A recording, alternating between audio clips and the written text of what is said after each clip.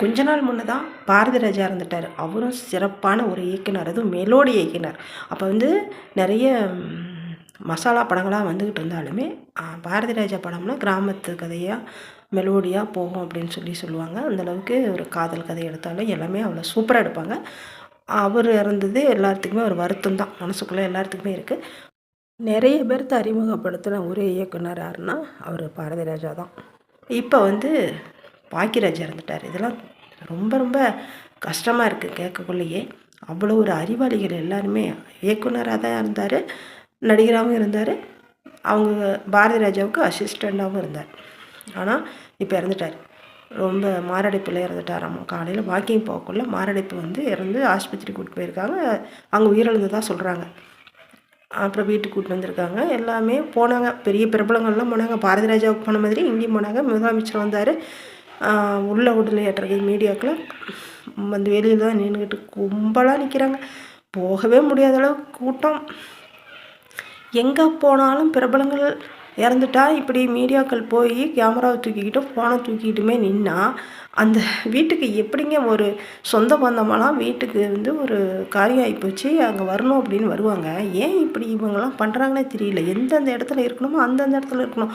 அவங்க ராதிகா மேமெல்லாம் போகிறதுக்கே வழி இல்லாமல் பண்ணிகிட்ருக்காங்க. அதுவாக கையெடுத்து கும்பிடுது.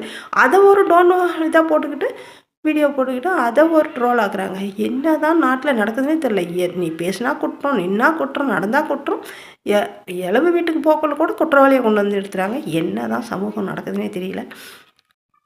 தற்சமயத்தில் கேரளாவிலையும் இப்படி தான் ஒரு நிகழ்ச்சி நடந்ததுன்னு சொன்னாங்க. ஒருத்தர் இறந்ததுக்கு அங்கே போய் பார்க்குறது கூட இல்லையாம். அத்தனையும் மீடியா தொல்லையாம். எங்கே போனாலும் சுற்றி அவங்களே நின்றுக்கிட்டு பயங்கரமான தொல்லை கொடுக்குறாங்களாம். எடுக்கிறதுக்கு விடலையாம்.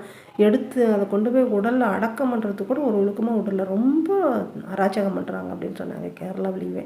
அதே மாதிரி தான் இப்போ இங்கேயும் ஆகிப்போச்சு. வீட்டில் ஒருத்தர் இறந்துட்டாருன்னா மனம் விட்டு அழுகுறதுக்கு கூட தெரியாத அளவுக்கு என்ன எப்படி அழுகுறோம். நாம் மனசு விட்டு அழுதா என்ன வேணாலும் சொல்லி அழுவோம். அதை ஒரு குறிப்பெடுத்து போடுவாங்க. மீடியாக்கள் முன்னாடி எப்படிங்க அழுகுறது, என்ன மாதிரி நம்ம பண்ணுறது, நம்ம வீட்டில் இறந்தவங்களை நினச்சி மனசு விட்டு அழுகுறதுக்கு கூட உரிமை இல்லாத மாதிரியெல்லாம் இவங்கெல்லாம் பண்ணுறாங்க. சுற்றியும் கேமரா நின்னா எப்படி தான் அதை ரியாக்ஷன் பண்ணுறது.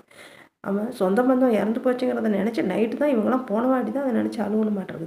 அந்த அளவுக்கு ஒரு கொடுமையை பண்ணுறாங்க. பிரபலங்கள்லாம் வந்தாலுமே இவங்கக்கிட்ட தொல்லை தாங்க முடியலன்னு பயந்துக்கிட்டு தான் வரணும் மாட்டுறது. அந்த மாதிரி பண்ணாதீங்க. தயவு செஞ்சு இவ்வளோ தூரம் பண்ணாதீங்க.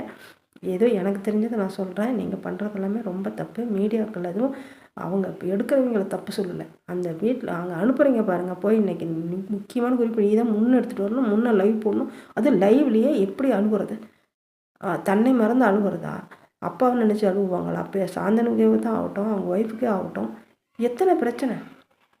ஒரு வீடியோவில் பார்க்குறேன், மாமான்னு சொல்லி மருமகளை திசிக்கிறாங்க.